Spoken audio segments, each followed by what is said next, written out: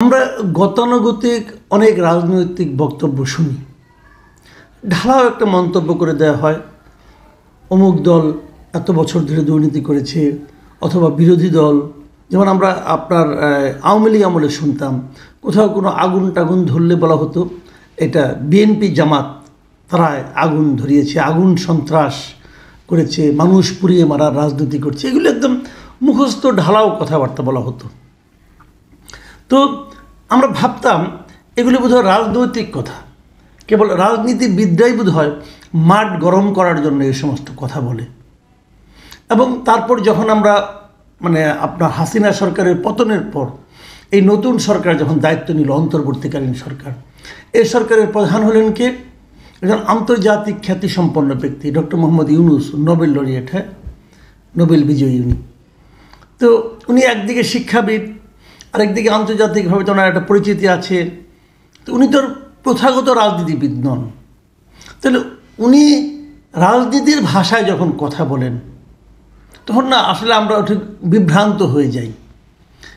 এইগুলো আমি কেন বললাম এতক্ষণ ধরে, সেই জিনিসটা একটু বলি।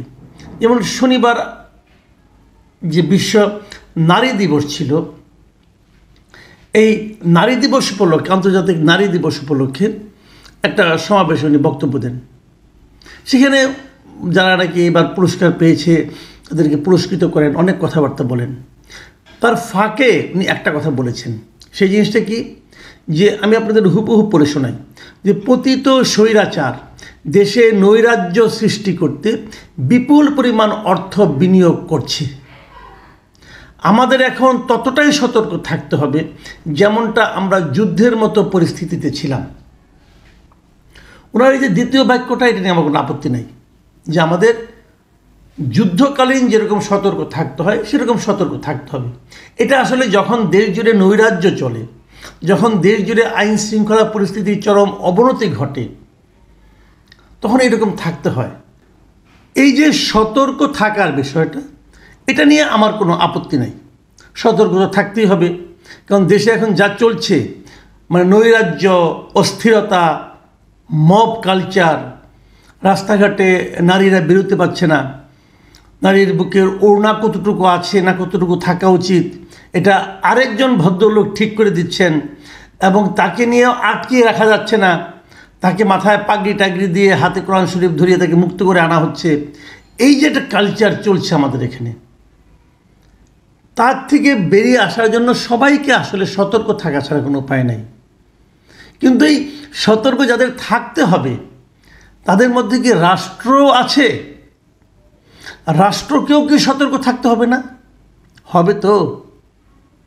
একটা বাড়িতে হঠাৎ করে বাড়ির সামনে 100 লোক বলল যে এই বাড়িতে আওয়ামী লীগের, পতিত আওয়ামী লীগ সরকারের এমপি আছেন, সেখানে 200-300 কোটি টাকা লুকিয়ে রাখা হয়েছে, অস্ত্র আছে, অতএব এই বাড়ি আমরা তল্লাশি করব।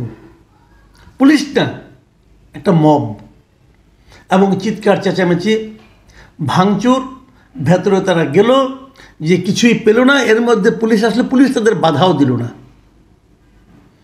এই যে কালচার, এই ক্ষেত্রে কাকে সতর্ক থাকতে বলছেন প্রধান উপদেষ্টা? ওই বাড়ির মালিককে? সে তো সতর্কই ছিল, দরজা সিটকিনি বন্ধ করা ছিল। ওই বাড়ির কেয়ারটেকার, সেও সতর্ক ছিল, বাধা দিতে যে 2-1 চট থাপড় খাইছে। তাহলে সতর্কটা কে থাকবে? এই প্রশ্নটা কিন্তু ইম্পর্টেন্ট। এখানে সতর্ক থাকতে হবে সরকারের। সরকার কি সতর্ক ছিল? সরকার কি সতর্ক থাকেন? যদি সরকার সতর্ক না থাকেন তাহলে উনি আমাদেরকে সতর্ক থাকার অনুরোধ করে লাভ কি ভাই? ভালো কথা। আরেকটা কথা আমি বলি, যে জিনিসটা নাকি বলাই জরুরি, তা হলো উনি যে প্রথম যে বক্তব্যটা দিয়েছেন সেটা একটু আপনাদের পড়ে শুনে, আরেকবার পড়েছি কিন্তু আরেকবার আপনাদের স্মরণ করিয়ে দিই, যে পতিত স্বৈরাচার দেশে নৈরাজ্য সৃষ্টি করতে বিপুল পরিমাণ অর্থ বিনিয়োগ করছে। তার মানে দেশ জুড়ে যে নৈরাজ্যটা হচ্ছে, এর জন্য উনি দায় দিলেন কার উপর? চাপালেন পতিত স্বৈরাচারের উপর, আওয়ামী লীগ সরকারের উপর। আওয়ামী লীগ যারা ছিলেন, আওয়ামী লীগের যে সরকারটা ছিল, সেই সরকারটা তো পতিত হয়ে গেছে। তারা এখন নাকি দেশ জুড়ে এই নৈরাজ্যগুলি কায়েম করছে। এটা ঠিক যে আওয়ামী লীগ প্রচুর লুটপাট করেছে, আওয়ামী লীগের কাছে প্রচুর অর্থও আছে, কোনো সন্দেহ নাই। তারা চাইলে সেই অর্থ মন্দ পথে ব্যয় করতেও পারে।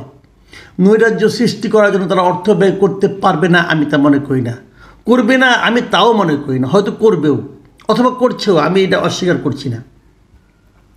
কিন্তু আমরা যে নৈরাজ্যগুলো দেখছি, যে অপকর্মগুলো দেখছি, যে লুটপাট, যে আইনহীনতা, যে মব কালচার, মব লিঞ্চিং যেগুলো আমরা দেখছি, সেগুলোর পেছনে আওয়ামী লীগ জড়িত অথবা আওয়ামী লীগের অর্থ জড়িত, এটা কি এখনো পর্যন্ত কেউ কোথাও কোনোভাবে প্রমাণ করতে পেরেছে? যদি প্রমাণ করতে না পারে তাহলে কিভাবে তাদেরকে দায় দেওয়া হবে, তাদেরকে দোষী সাব্যস্ত করা হবে? একটা কথা বলেন, শাহবাগ থানায় এই যে তৌহিদি জনতা যে হাজির হলো, যে একটা লোককে তার থানার ভেতরে ঢুকে গারদের সামনে যে তার ভিডিও করা হলো, সেই ভিডিও আবার ফেসবুকে দিয়ে দেওয়া হলো, এখানে আওয়ামী লীগের অর্থ ব্যয় করা হয়েছে? যদি হয়ে থাকে তাহলে সেই লোকগুলিকে ধরেন না কেন আপনারা? যে লোকগুলি এই মবটা ক্রিয়েট করেছিল তাদের কাউকে ধরেছেন? একজনকে ধরেছেন বলেন? ধরেছেন? ধরেননি। যদি না ধরে থাকেন তাহলে আপনি কি করে সিদ্ধান্তে আসলেন যে এটা পতিত স্বৈরাচার অর্থ ব্যয় করে করেছে? কোন একটা ঘটনা আপনি বলেন? গত কয়েক মাসে আপনারা অন্ততপক্ষে একটা ঘটনা বললে তো হবে না, অন্ততপক্ষে 10টা ঘটনা বলতে পারা উচিত। যখন আপনি প্রধান উপদেষ্টা স্বয়ং বলছেন তখন ওনাকে মিনিমাম 10টা ঘটনা বলা উচিত। আপনারা বলেন 2টা ঘটনা, 3টা ঘটনা বলেন যেগুলো পতিত স্বৈরাচার অর্থ ব্যয় করে করিয়েছে। দেখান, দেখাতে পারবেন? পেরেছেন? পারেননি। তাহলে ওরকম ঢালাও মন্তব্য কিভাবে করেন?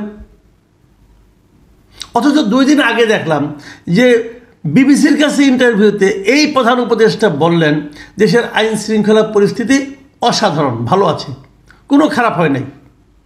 যদি খারাপই না হবে তাহলে তারা অর্থ ব্যয় করছে, এটা আপনি বলেন কিভাবে? এই জায়গাগুলো নিয়েই আমাদের আপত্তি। ডক্টর ইউনূসকে আমি অনুরোধ করব, প্লিজ রাজনীতির ভাষায় কথা বলবেন না, প্রচলিত রাজনীতি, নষ্ট হয়ে যাওয়া রাজনীতির ভাষায় কথা বলবেন না। এই সমস্ত কথা আমরা আগে বহুবার শুনেছি। নিজের অযোগ্যতা ঢাকার জন্য অন্য কারো ওপর ঢালাও অভিযোগ করা, এগুলো শুনতে দেশের মানুষ আর আগ্রহী না, তারা পছন্দ করে না। আপনি একটা বড় দায়িত্ব নিয়ে ক্ষমতায় বসেছেন, আপনি যেভাবে কথা বলেন এটাকে সেন্সিবল কথাবার্তা মনে করা হয় না, মনে করা যায় না। আসলে আপনি তো কোনো দায়িত্ব নিচ্ছেন না। আপনি বলছেন আমরা দেখি, চেষ্টা করি, আমরা এই জগতের লোক ছিলাম না। তো এই জগতের লোক ছিলেন না, এই বিষয়ে জানেন না, দায়িত্ব নিতে গেলেন কেন? কারণ এখানে তো দায়িত্ব নিয়ে যদি আপনারা না পারেন, এটা তো কেন আপনার একা ব্যর্থতা না, পুরো জাতি এতে ক্ষতিগ্রস্ত হবে। পুরো একটা জাতিকে আপনার নিজস্ব ব্যক্তিগত এক্সপেরিমেন্ট করার জন্য আপনি পুরো একটা জাতিকে কি ঝুঁকির মুখে ফেলতে পারেন? উচিত হবে? হবে না। আপনি নিজে আনারি এবং সবগুলি আনারি লোককে আপনি কালেক্ট করে নিয়ে আসছেন, এনে আনারি প্রক্রিয়া দেশ চালাচ্ছেন এবং পলিটিক্যাল লিডারের ভাষা শিখে ফেলেছেন এর মধ্যে 7 মাসে। শিখে এখন আপনি বলতেছেন যে এটা পতিত স্বৈরাচার চালাচ্ছে। পতিত স্বৈরাচারে কেউ তো নাই রে ভাই দেশে, এত দৌড়ের উপরে আছে। যাও 2-1টা দেশে ছিল, চুপচাপ হতো, শান্তিপূর্ণ জীবনযাপন করতেছিল, ঘরের মধ্যে চুপচাপ ঘুমাইছিল।